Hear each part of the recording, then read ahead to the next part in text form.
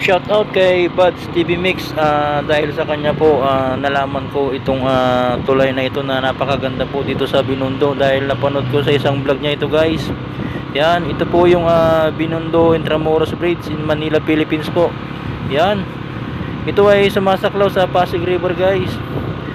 At ito ay nagkukunik sa Binondo in San Nicolas to Salana Street. Yan po. Ang tulay na ito guys, may 4 na linya po. Yan, gawa po ito sa bakal bilang disenyo ng arko ng tulay. Grabe po yan guys. Pa-curve po yan yung ano niya, yung design niya, pa-curve po. Grabe, ang ganda po dito guys. At yung bridge niya po horizontal. Kaya kung nasa malayo ka po, makikita mo yung tulay na sobrang ganda. Yan po. Napapaligiran po siya ng mga naglalakihan at mga nagtataas ang mga building po dito sa Intramuros. Yan po. Dahil lang pupuntahan po namin ngayon yung Dungeons doon sa Port Santiago. Kaya tanaw na tanaw ito mula po doon sa Dungeons po. Yan. Mamaya makikita niyo po yung pupuntahan naming Dungeons. Yan po. Grabe po, ang ganda po ng tulay na ito. Bali may nakasulat po sa taas ng tulay po, China Bridge Project sabi niya. At siguro nagtulong po dito ang gobyerno ng Pilipinas at ang China Bridge Project para maipatayo po ito. Grabe, ang ganda po ng disenyo ng tulay na to.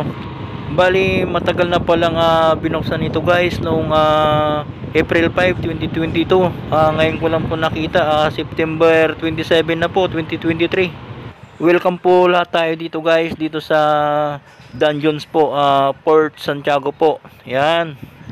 Dito po pinahirapan yung mga kapwa nating Pilipino nung panahon po ng mga Kastila. Yan, ganyan po sila pinahirapan po dito guys. Kaya kung makikita nyo po yung mga replika po ng mga kababayan po natin dito, grabe po na sobrang pinahirapan po talaga ng mga Kastila.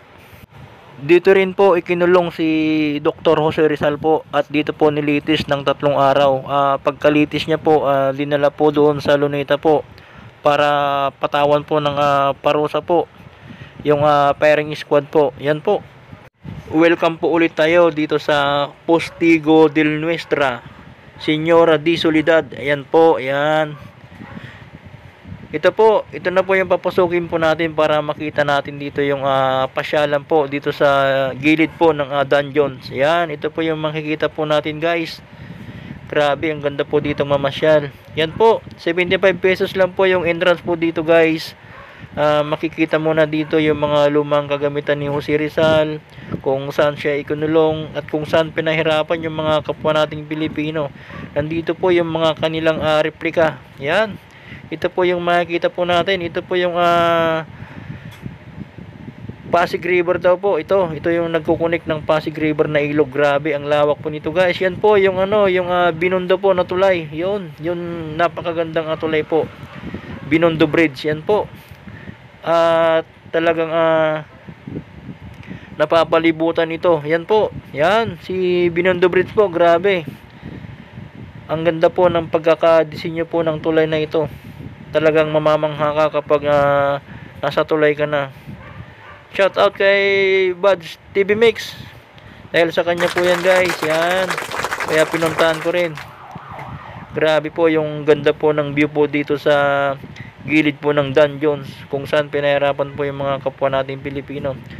Sana po sa mga malalayo po dito, sa mga hindi pa po nakakapunta, sana po mapanood nyo po itong video para makita nyo rin po yung mga iba't ibang lugar po dito sa Pilipinas. Yan po, galing na po ko nang sa Dungeons po, palabas na ako. Hello, yan po. Tumaway na ako at itinuro ko po yung isang kawal dito para magpa-picture po kami. Yan. Grabe, nakakatakot po yung kawal po dito guys. Yan po. Guardhouse po yata nila ito noon. Dito sa Intramuros. Yan po, yung napakaganda at napakalaking ilog po ng Pasig. At yung mga naglalaki ang mga building po dito. Yan po. Grabe. Yan oh. Grabing ilog po dito guys. Sobrang lawak po. Yan. Sa mga malalayo po, sana mapanood nyo rin po para makita nyo rin po itong isang tanawin po dito sa dungeons po dito sa Port Santiago, Intramuros. Isang makasaysayang lugar na po dito sa Pilipinas. Yan, dahil dito po yung pinagkutahan ng mga Kastila po. Yan, grabing mga building po dito guys, sobrang ganda ang mamasyal po dito. Yan, grabe, ang ganda po. Yan, yan guys, yung tulay na nakakamangha.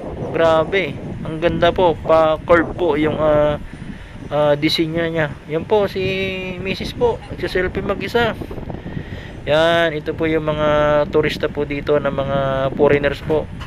Kaya kung mamamasyal po kayo dito sa Intramuros, karamihan po dito ang makikita po natin na mga foreigners po. Yan, talagang dinadagsa po ang Manila.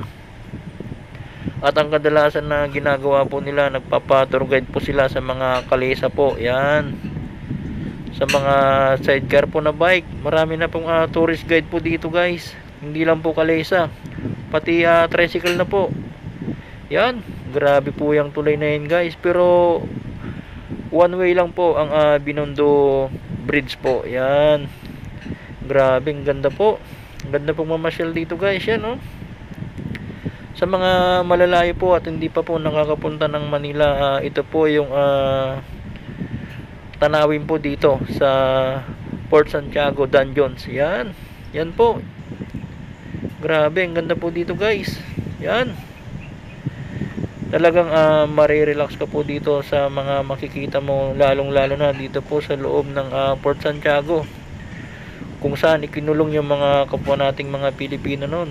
Grabe, sana mapuntahan nyo rin po itong Port Santiago.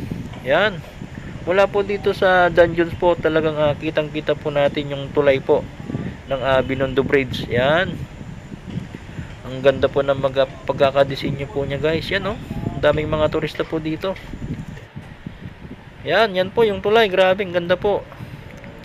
Yan, ipinapakita ko po dito yung ilog para makita nyo rin po kung gaano kalawak po ito, gaano kalaki yung mga building po dito, gaano kataas po, lalong lalo na sa mga hindi pa po nakakapunta ng Manila po. Yan, sa mga matatagal na pong hindi nakakapunta ng Manila guys, ito po yung latest update na po ng Manila. Grabe po, ang dami na pong mga building po dito na pwede nating pagtrabahuan. Yan po, grabe, ang ganda. Sa sobrang dami po ng namamasyal po dito. Yan, pwede po kayo dito tumambay po dito, magpa-unwind po dito. Yan, yan po si Mrs. nagsiselfie na po mag-isa. Yan po, yan, grabing ganda ng dungeons po. Bukod na sa mga makikita natin na mga replika ng mga Pilipino po, kung gaano pinahirapan noon. Yan, grabe, ang ganda po dito guys. Yan, oh, grabe, talagang nakakamangha po ang pumunta po dito mamasyal. Yan, ito naman po guys yung nangangalakal siguro sila dito guys. Dalawa itong mag-ama guys yung nandito. Yan, mag-ama po yan guys. Inaalalayan niya po yung anak niya dito guys. Yan, styrofoam lang po yung gamit po nila dito para mangalakal po siguro dito sa river po ng Pasig. Yan po, isang bagay po na nakakatulong po sila dito sa river po kasi tinatanggal po nila yung mga plastic po na pwedeng pakinabangan po sa kanilang kalakal. Yan, shout out po sa inyo guys. Yan, ang sipag po nila.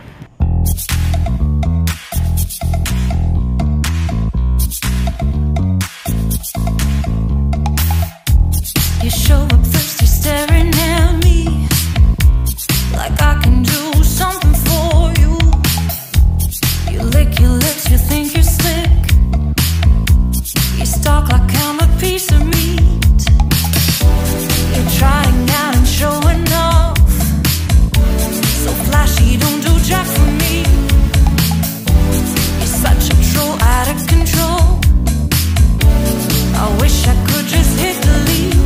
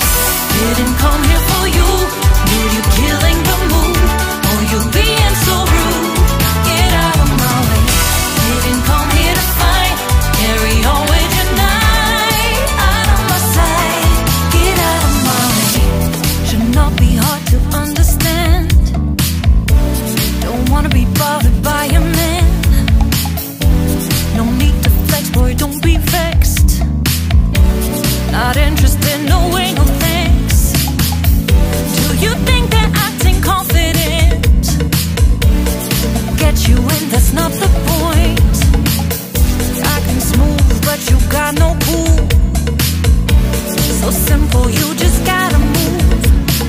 Why you've gotta ruin this for us?